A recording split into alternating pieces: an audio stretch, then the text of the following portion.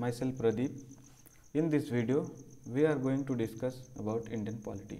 Indian polity के बारे में हम लोग इसमें देखेंगे। जो हमारी स्लाइड्स होंगी वो इंग्लिश में होंगी और उनका एक्सप्लेनेशन जो होगा वो हिंदी में होगा।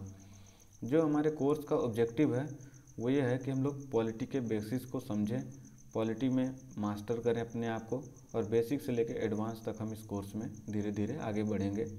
दूसरा जो सबसे मेजर ऑब्जेक्टिव है हमारे इस कोर्स को स्टार्ट करने का, कि आप कोई भी एग्ज़ाम की आप तैयारी कर रहे हैं और यदि वहाँ पॉलिटी पूछी जा रही है तो आप उस एग्ज़ाम को क्रैक करें, एग्ज़ाम को पास आउट करें।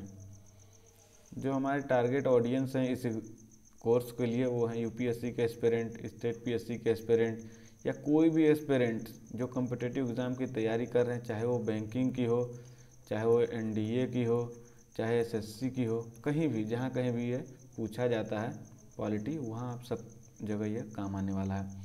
तीसरे जो सबसे इंटरेस्टिंग टारगेट ऑडियंस हैं वो हमारे कोई भी ऐसे व्यक्ति जो पॉलिटी को समझना चाहते हैं, पॉलिटी में उनका इंटरेस्ट है, उन सबको यह कोर्स हमारा बहुत ही कारगर साबित होने वाला है।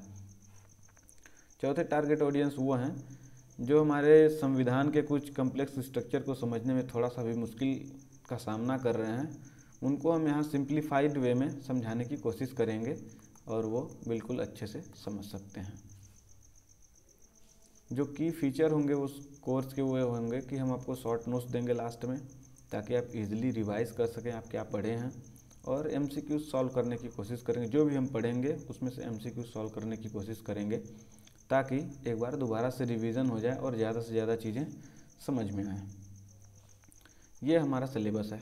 इस सिलेबस को यदि आप ध्यान से एनालाइज करें तो आपको पता चलेगा कि बहुत सारी ऐसी चीज़ें हैं जो हमारे इंडियन पॉलिटी में कवर अभी नहीं हो पा रही हैं, छूट रही हैं वो चीज़ें। तो ये उसका पार्ट फर्स्ट है, और इस तरह से इसका पार्ट सेकंड भी आएगा, पार्ट थर्ड भी आएगा, और धीरे धीरे करके हम लोग पूरा कोर्स को कवर करने की कोशिश करेंगे। और आज का जो मेरा लेक्चर है वो होगा हिस्टोरिकल बैकग्राउंड के बारे में। हिस्टोरिकल बैकग्राउंड के बारे में आज हम लोग समझने की कोशिश करेंगे। फिर अगले लेक्चर में making of constitution, silent feature, preamble, union and territory citizenship, fundamental right, DPSP, तो इन सारी चीज़ों के बारे में हम वन बाय वन करके धीरे धीरे डिस्कस करेंगे और आपको पूरी कोशिश करेंगे इसको सिंप्लीफाइड वे में समझाने की।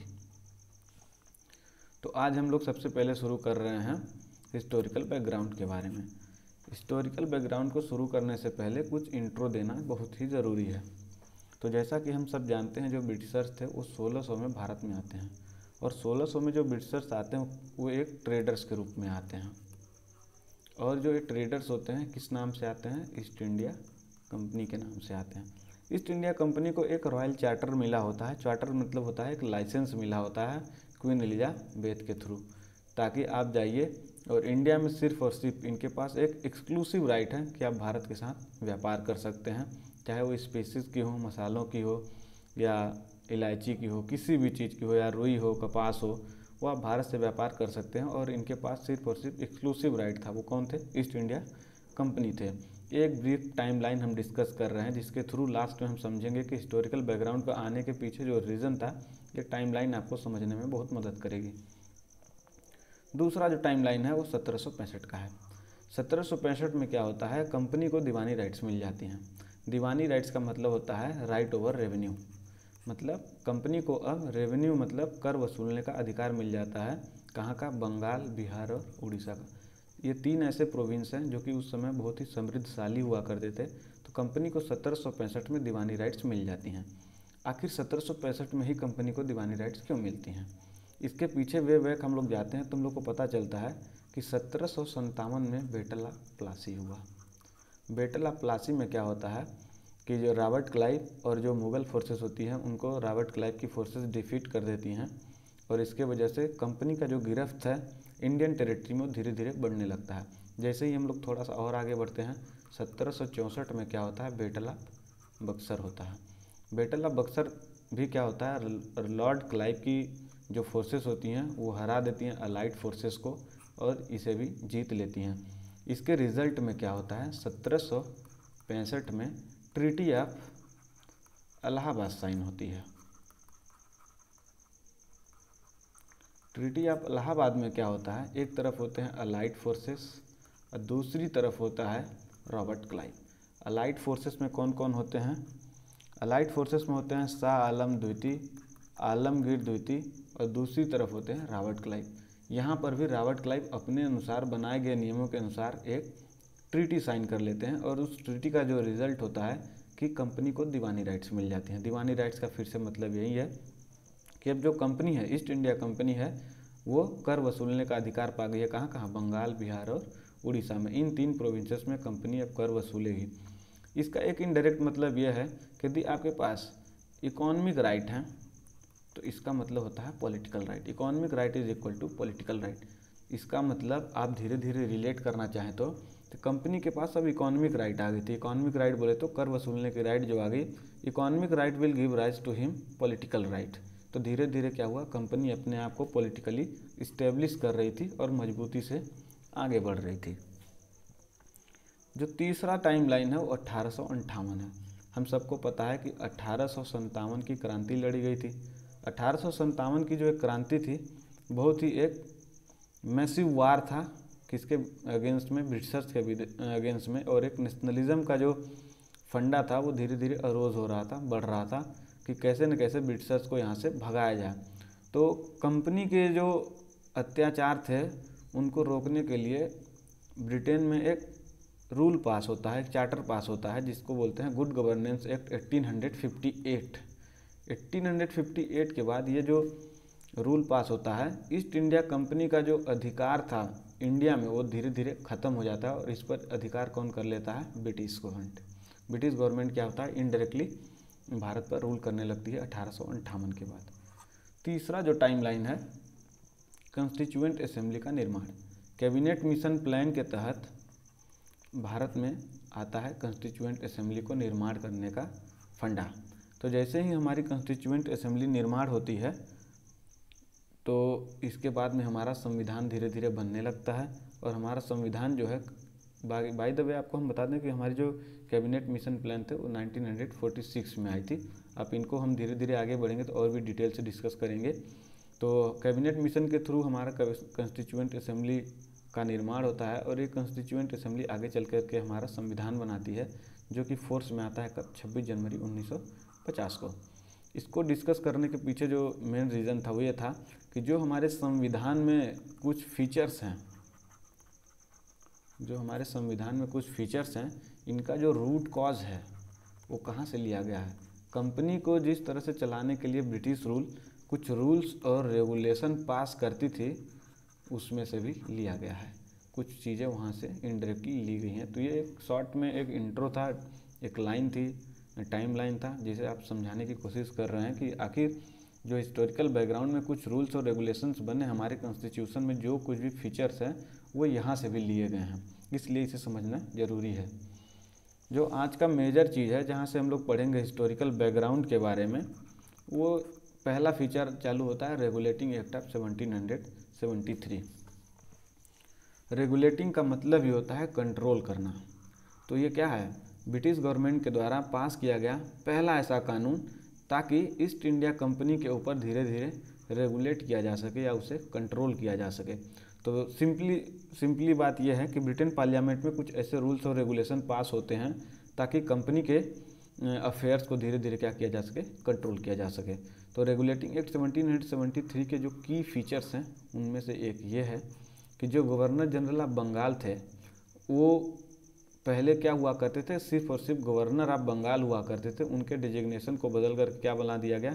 Governor general of Bengal. और इस तरह के जो पहले गवर्नर जनरल ऑफ बंगाल हुए वो कौन हुए? लॉर्ड वारेन हेस्टिंग्स हुए।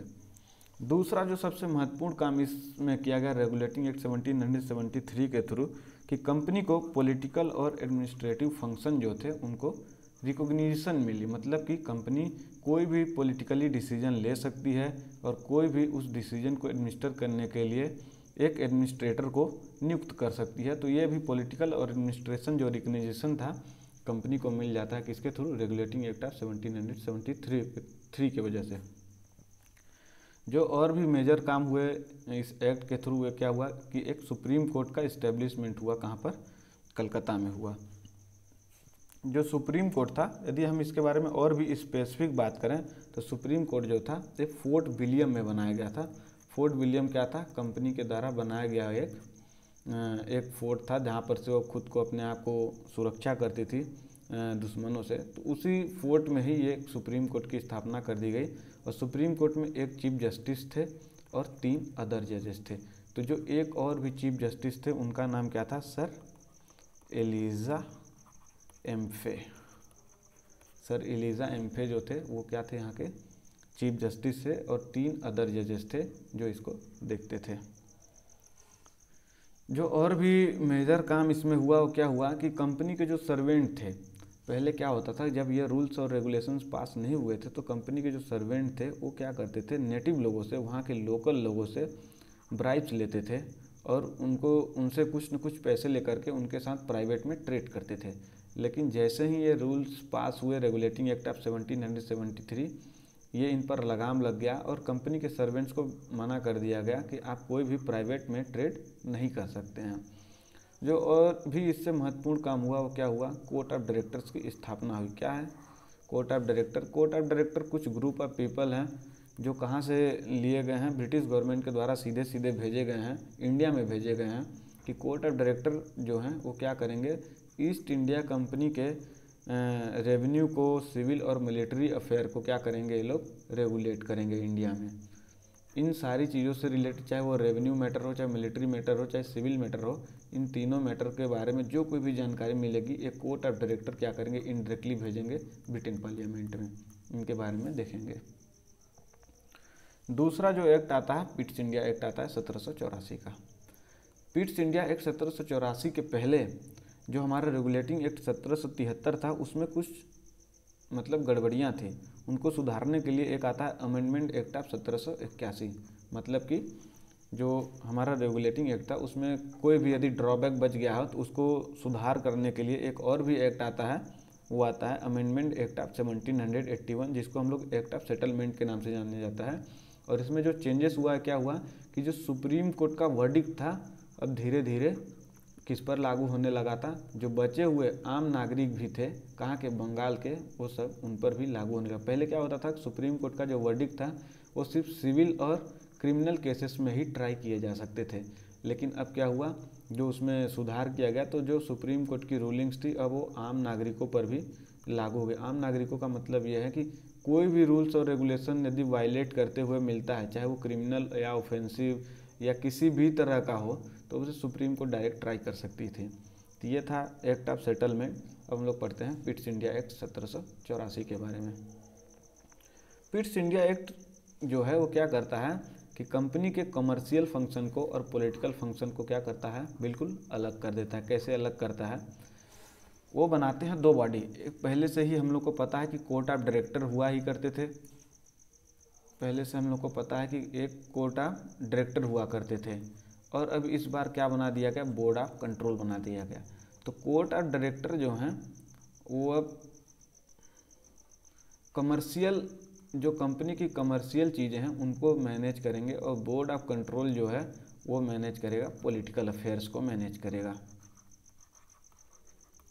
तो अब देखिए यहाँ जो लिखा हुआ है कि कंपनी के कमर्शियल और पॉलिटिकल फंक्शन को अलग कर दिया गया, उसका दूसरा मतलब यही है कि जो कोर्ट ऑफ डायरेक्टर होंगे वो कमर्शियल अफेयर्स को मैनेज करेंगे कंपनी के, और जो बोर्ड ऑफ कंट्रोल होंगे वो किसको मैनेज करेंगे, पॉलिटिकल अफेयर को मैनेज करेंगे। पॉलिटिकल अफेयर बोले तो कंपनी में कौन कौन बड़े पदों पर होगा, वो कौन कौन से रूल्स और रेगुलेशंस होंगे, ये सारी चीज़ें यहाँ से कर दी गई।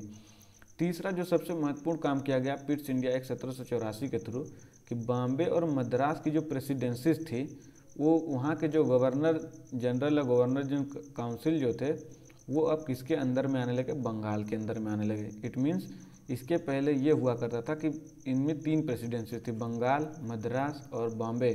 तो पहले क्या होता था, तीनों ही इंडिपेंडेंट थे, अपने अपने डिसीजंस को लेने में इंडिपेंडेंट थे। लेकिन पिट्स इंडिया एक्ट 1784 के बाद ये होता है कि जो बॉम्बे प्रेसिडेंसी थी और मद्रास प्रेसिडेंसी थी ये किसके सबऑर्डिनेट में हो जाती हैं, बंगाल के सबऑर्डिनेट में हो जाती हैं। मतलब इनसे रिलेटेड यदि कोई भी डिसीजन लेना होगा तो कहाँ से लिया जाएगा, बंगाल प्रेसिडेंसी से लिया जाएगा। बोर्ड ऑफ कंट्रोल का जो एक और काम था कि वो सुपरवाइज करेगा, डायरेक्ट करेगा, सभी ऑपरेशंस को देखेगा, सिविल और मिलिट्री अफेयर्स। इसका मतलब यह है कि जो बोर्ड ऑफ कंट्रोल हुआ करता था पॉलिटिकल अफेयर्स तो देखता ही था, इसके अलावा क्या देखेगा, सिविल और मिलिट्री अफेयर्स या रेवेन्यू से रिलेटेड जो कोई भी इशू हैं उन सारी चीज़ों को कौन देखेगा, बोर्ड ऑफ कंट्रोल देखेगा। कोर्ट ऑफ डायरेक्टर जो है वो सिर्फ और सिर्फ अब एक कमर्शियल ऑर्गन की तरह काम करेगा। पहली बार इस एक्ट के थ्रू जो ब्रिटिश के द्वारा ऑक्युपाइड की गई टेरिटरी थी भारत में, उनको पहली बार क्या बोला गया, ब्रिटिश पोसेशंस इन इंडिया। उनको पहली बार बोला गया कि ब्रिटिश के द्वारा ऑक्युपाई किए गए जगह हैं जिनको पहली बार ऐसा बोला गया। जो हम लोग अब आगे देखेंगे वो है चार्टर एक्ट ऑफ 1793। चार्टर का मतलब होता है एक तरह से लाइसेंस, मतलब कि ईस्ट इंडिया कंपनी को कुछ लाइसेंस, कुछ ग्रांट दिए जा रहे हैं। कहाँ से दिए जा रहे हैं, ब्रिटेन के पार्लियामेंट से। तो चार्टर एक्ट जो 1793 है, इसके जो की प्रोविजंस हैं उनके बारे में हम लोग जान लेते हैं। जो एक्ट है ये कंपनी को एथोराइज करता है, कंपनी को एक लाइसेंस देता है कि भारत में अगले 20 साल तक आपका ही मोनोपोली होगा। इसका मतलब 20 साल तक भारत में आपके अलावा और कोई भी ट्रेड नहीं कर सकता है। यूरोपियन मार्केट में जो कोई भी वस्तुएं भारत से इंपोर्ट होकर के आएंगी उनको सिर्फ और सिर्फ कौन बेच सकता है, ईस्ट इंडिया कंपनी बेच सकती है। ये ईस्ट इंडिया कंपनी को ऐसा लाइसेंस मिल गया चार्टर एक्ट 1793 की वजह से। जो दूसरा इसमें सबसे महत्वपूर्ण काम किया गया वो ये था कि जो गवर्नर जनरल और जो गवर्नर थे अब क्या करते हैं, अपने रिस्पेक्टिव काउंसिल में ओवर राइट कर सकते थे। इसका मतलब ये हुआ कि जो हमारे पास 3 प्रेसिडेंसी थी, बॉम्बे, बंगाल और मद्रास, इन तीनों को चलाने के लिए गवर्नर, तीनों प्रेसिडेंसीज में गवर्नर हुआ करते थे। तो गवर्नर को चलाने के लिए वहाँ पर क्या होती थी, काउंसिल्स बनी होती थी। तो अब ऐसा बोला जा रहा है कि तीनों ही प्रेसिडेंसीज के जो गवर्नर होंगे और इनके द्वारा जो काउंसिल्स होंगे, जो भी मिल करके डिसीजन लिया जाएगा उन डिसीजन को ओवर राइट कर सकते हैं कौन, रिस्पेक्टिव गवर्नर्स कर सकते हैं। इसका मतलब गवर्नर के पास एक तरह से वीटो पावर हो चुका था कि उनके मन में या उनके हिसाब से जो कोई भी चीज़ें अच्छी लगती हैं वही डिसीजन ले सकते हैं, जो काउंसिल होती हैं उनको ओवर राइट कर सकते हैं। और पहली बार जो ये हुआ कि जो बोर्ड ऑफ कंट्रोल थे, बोर्ड ऑफ कंट्रोल क्या थे, कुछ मेंबर थे जिनको ब्रिटेन के द्वारा भेजा गया था कंपनी के अफेयर्स को मैनेज करने के लिए। तो इसके पहले क्या होता था, बोर्ड ऑफ कंट्रोल की जो सैलरी हैं और एक्सपेंसेस हैं इनको कौन पे करता था, ब्रिटेन पार्लियामेंट पे करती थी। लेकिन चार्टर एक्ट 1793 के बाद से बोर्ड ऑफ कंट्रोल के जो सैलरीज और एक्सपेंसेस हैं इनको कौन पे करने लगा, इंडियन रेवेन्यू से पे होने लगा। इंडियन रेवेन्यू मतलब बोले तो ईस्ट इंडिया कंपनी जो भी रेवेन्यू इंडिया में जनरेट करती थी अब इसी पैसे से इनके भी सैलरी और एक्सपेंसेस को पे किया जाने लगा। तीसरा जो सबसे महत्वपूर्ण चीज़ है वो चार्टर एक्ट ऑफ 1813 है। चार्टर एक्ट 1813 बोले तो एक तरह से ब्रिटेन पार्लियामेंट के द्वारा कुछ और भी लाइसेंस पास कर दिया गया, किसके लिए, ईस्ट इंडिया कंपनी को रेगुलेट और मैनेज करने के लिए। तो इसमें क्या होता है कि कंपनी की जो मोनोपोली थी, मोनोपोली मतलब वन एंड ओनली, मतलब कि सिर्फ और सिर्फ कंपनी ही भारत के साथ ट्रेड करेगी। इस मोनोपोली को क्या होता है, धीरे धीरे ख़त्म कर दिया जाता है। लेकिन कुछ एक्सेप्शन है। एक्सेप्शन ये है कि चाइना के साथ जो कुछ भी व्यापार चल रहा था उस समय के ईस्ट इंडिया कंपनी का वो कंटिन्यू बना रहेगा। और भारत में चाय का व्यापार, भारत के साथ जो भी चाय का व्यापार होता था ईस्ट इंडिया कंपनी का वो बना रहेगा। इसके अलावा ईस्ट इंडिया कंपनी और जो भी व्यापार करती थी भारत के साथ या भारत देश के साथ, वो सारे मोनोपोली, ट्रेड मोनोपोली ख़त्म हुई। इसका मतलब ईस्ट इंडिया कंपनी के अलावा यदि कोई भी अदर मेंबर वो चाहते हैं भारत के साथ व्यापार करना तो ईजिली कर सकते हैं, सिर्फ 2 चीज़ों को छोड़ के।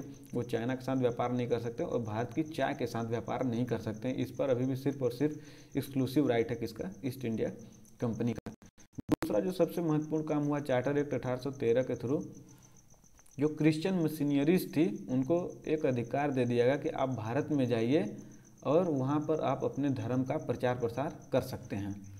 क्रिश्चियन को बढ़ावा देने के लिए उनको एक छूट दे दी गई है, किसके द्वारा, ब्रिटिश गवर्नमेंट के द्वारा, कि आप भारत में जाइए और अपने रिलीजन्स के बारे में चाहे तो वहाँ प्रचार प्रसार कर सकते हैं। जो तीसरा सबसे महत्वपूर्ण काम हुआ चार्टर एक्ट 1813 के थ्रू कि भारत में एजुकेशन को बढ़ावा देने के लिए 1 लाख रुपए पर साल एलोकेट करने का वादा किया गया कंपनी के थ्रू, कि कंपनी अब हर साल भारतीयों को एजुकेट करने के लिए 1 लाख रुपए क्या करेगी, एलोकेट करेगी या कि उन्हें देगी, ताकि भारत में भी एजुकेशन सिस्टम को थोड़ा स्ट्रांग बनाया जा सके। इसके बाद में आता है चार्टर एक्ट 1813। एक और भी लाइसेंस पास होता है कंपनी को ब्रिटिश पार्लियामेंट के द्वारा। क्या चार्टर पास होता है इस बार पहले क्या होता है, चार्टर जो है 1813 का, उसमें एक एक्सेप्शन दिया गया था कि ईस्ट इंडिया कंपनी जो है भारत में चाय के साथ व्यापार और चीन के साथ में भी व्यापार कर सकती है, लेकिन 1833 के थ्रू ये मोनोपोली भी कंपनी की छीन ली जाती है। और इसका मतलब क्या होता है कि कंपनी पर धीरे धीरे जो पकड़ है वो किसका बढ़ने लगा था, ब्रिटेन पार्लियामेंट का या कि ब्रिटिशर्स का। It made the governor general of Bengal ऐसे गवर्नर जनरल ऑफ इंडिया, और जो डिजिग्नेशन था गवर्नर जनरल ऑफ बंगाल हुआ करते थे, अब उनके डिजिग्नेशन को बदल करके क्या बदल दिया गया, अब वो कहे जाने लगे गवर्नर जनरल ऑफ इंडिया।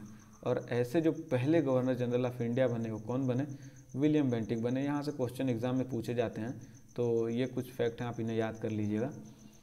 जो तीसरा सबसे बड़ा काम हुआ कि ये जो बॉम्बे और मद्रास के जो मतलब गवर्नर हुए थे उनसे लेजिस्लेटिव पावर को डिप्राइव कर दिया गया। इसका मतलब इनडायरेक्टली ये हुआ कि जो तीनों प्रेसिडेंसीज हैं, इन तीनों प्रेसिडेंसीज में जो कोई भी कानून लागू होगा वो सिर्फ और सिर्फ कौन बना के देगा, बंगाल के जो गवर्नर जनरल ऑफ इंडिया हैं इस समय के लिए जो है विलियम बेंटिक, वो क्या करेंगे, तीनों ही प्रेसिडेंसीज के लिए जो कोई भी कानून बनाने की प्रक्रिया है वो सिर्फ और सिर्फ अधिकार किसके पास आ गया, गवर्नर जनरल ऑफ इंडिया के पास। ये अधिकार इनसे छीन लिया गया।